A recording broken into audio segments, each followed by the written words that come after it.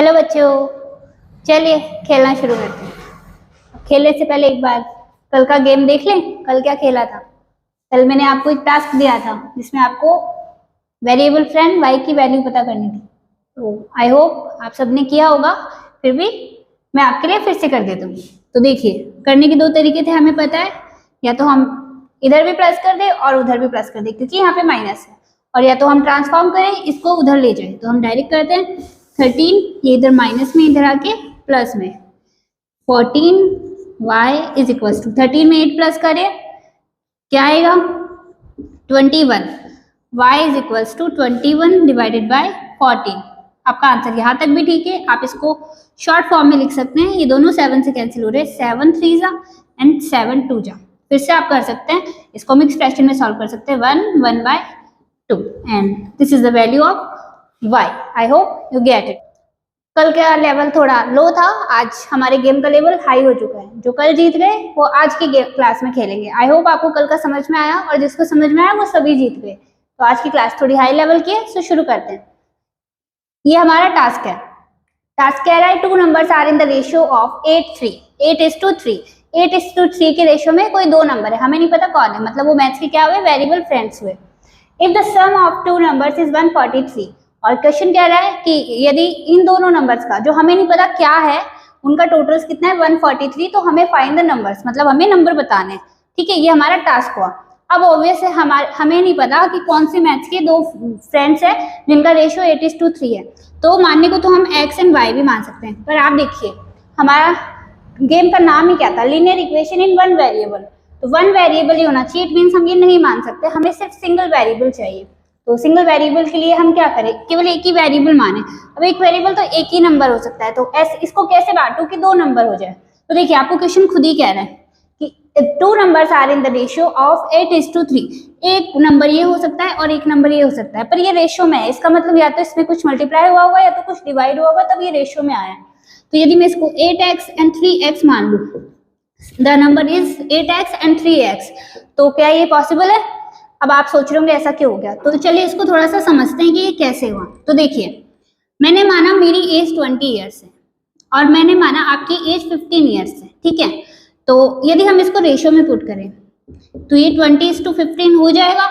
अब यदि इसको हम शॉर्टेस्ट फॉर्म में लिख सकते हैं, बिकॉज हमें रेशियो में पुट करना है, तो रेशियो हमेशा शॉर्टेस्ट फॉर्म में होता है। तो ये 4:3 इज इट रेशियो? तो पर ये हम ये थोड़ी मानेंगे कि मेरी एज 4 ईयर्स है और आपकी एज 3 ईयर्स है। नहीं, ये गलत है, क्योंकि ये सिर्फ रेशियो है।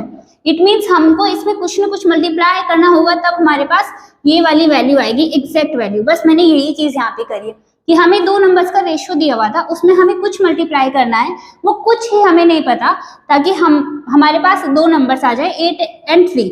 ये रेशियो में है, तो मैंने क्या किया, मल्टीप्लाई कर दिया। अब एक जगह मैंने x मल्टीप्लाई किया, दूसरी जगह भी x मल्टीप्लाई किया, क्योंकि हमें वन वेरिएबल ही यूज कर सकते हैं। तो ये हुआ 8x एंड ये हुआ 3x। अब इस क्वेश्चन के हिसाब से चलते चलिए। 8x एंड 3x ये दो नंबर्स है, ये दो नंबर्स है। अब कह रहा है if the sum of the numbers मतलब दोनों का टोटल कितना दिया हुआ है क्वेश्चन में, 143। देखिए 8x प्लस 3x प्लस करेंगे 11x इज इक्वल टू 143। तो x की वैल्यू कितनी आ जाएगी, ये इसके मल्टीप्लाई में है, तो इधर आके कल ही समझाया था क्या हो जाएगा, डिवाइड हो जाएगा। इसको डिवाइड करेंगे, ये कितने टाइम्स में जाएगा, ये जाएगा आपके 1 and 3 13 टाइम्स में। x की वैल्यू क्या आ गई, 13। आई होप यू गेट इट। अब हमें नंबर फाइंड करना है, तो हमारा नंबर ये था, एक तो ये रहा, एक ये रहा। अब ऑब्वियस है x तो नंबर नहीं है ना, x तो वेरिएबल है। हमें नंबर बनाने के लिए क्या करना होगा, ये मल्टीप्लाई है, तो बस x की जगह जो हमारा आंसर है उसको इससे मल्टीप्लाई कर दीजिए। 8 multiplied by 13 and 3 multiplied by 30. This is going to be 39 and this is going to be 104. तो देखते हैं हमारा क्वेश्चन क्या सही है। यदि इन दोनों को रेशियो में रखे 104 रेशियो 39, तो क्या इनका रेशियो 8:3 आ रहा है? यस, आप चेक कर सकते हैं, इनका रेशियो 8:3 आ रहा है, क्योंकि दोनों ही 13 से कैंसिल होते हैं। यदि 13 से कैंसिल करेंगे तो ये 8 टाइम्स में एंड ये 3 टाइम्स में।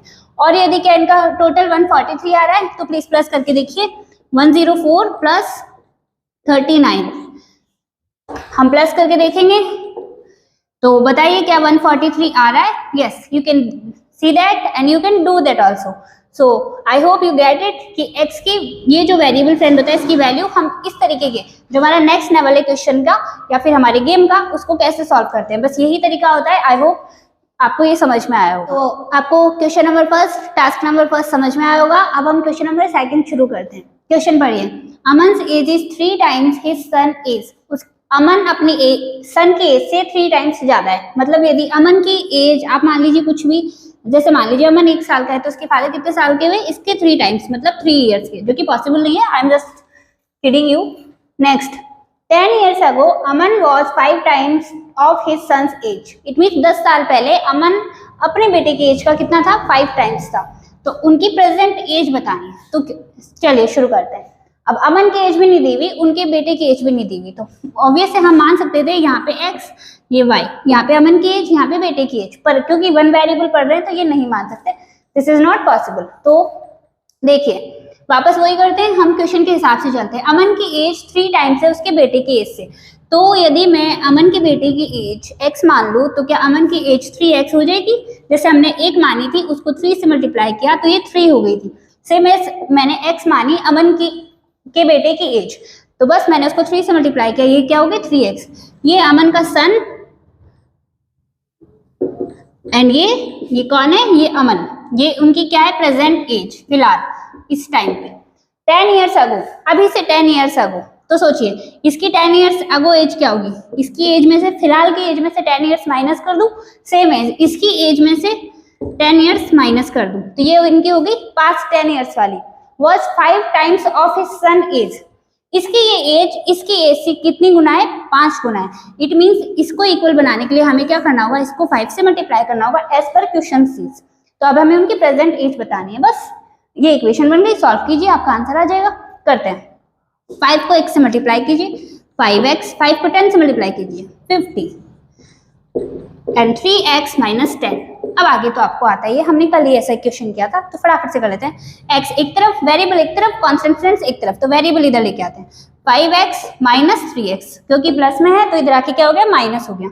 यहाँ पे माइनस का 10 है एंड दिस इज माइनस 50, इधर आके प्लस का 50। ठीक है, 5x में से 3x माइनस कीजिए, कितना x हो गया 2x, माइनस 10 प्लस 50 क्या बचेगा 40, प्लस माइनस क्या होता है माइनस। ठीक है, 2x इज इक्वल्स टू 40। अब x की वैल्यू बताइए, it's so simple, 40 divided by 2 क्या बचा, answer is going to be 20। अभी हमारे पास क्या है, x की वैल्यू, सिर्फ x की वैल्यू हमने क्या फाइंड आउट कर ली, दिस, इस x की वैल्यू क्या हो गई 20। यदि इस x की वैल्यू, और x क्या थी, अमन के बेटे की एज थी, बस वही क्या हो गई 20 इयर्स, और अमन की एज क्या है इसकी 3 टाइम्स, तो 20 को यदि 3 से मल्टीप्लाई कर दो तो this is going to be 60। ये अमन की एज, ये अमन के बेटे की age. I hope you get it. बस इसी को आप इसमें पुट करके देख लीजिए कि क्या अमन की एज अभी इसके 3 टाइम्स है, तो देख लीजिए अमन की एज, यदि अमन के बेटे की एज अभी 20 साल है तो उसके अमन की एज क्या हो गई 60 इयर्स, मतलब 3 टाइम्स है। मतलब हमारा क्वेश्चन, हमारा आंसर दोनों मैच कर रहे हैं। आई होप आपको task first and task second समझ में आया होगा। यदि आपको कल के रूल्स, परसों के हमारे प्लेयर्स के बारे में अच्छे से समझ में आया तो आप ये इजीली कर लेंगे। ये आपके लिए क्वेश्चन है, तो I am going to explain you. The number of boys and girls in a class are in the ratio of 7:5। 7:5 के रेशियो में एक क्लास में बॉयज और गर्ल्स का रेशियो दिया हुआ है। ठीक है, और यहाँ पे क्या बोला है कि बॉयज का नंबर 8 है, मोर देन 8 है गर्ल्स से। इट मीन्स जितनी भी लड़कियां हैं उनसे 8 लड़के ज्यादा है, तो क्लास की स्ट्रेंथ बतानी है। मतलब क्लास में total number of boys and girls यदि दोनों को टोटल कर दे तो कितना है, बस यही पूछा है। आई होप आपको क्वेश्चन यदि पिछले दोनों समझ में आए तो ये आपको इजीली समझ में आ जाएगा और आप इसको इजीली कर पाएंगे। तो आप अपना आंसर कमेंट बॉक्स में पिन कीजिएगा, और मैं नहीं तो कल हम इसको वापस से सॉल्व करेंगे।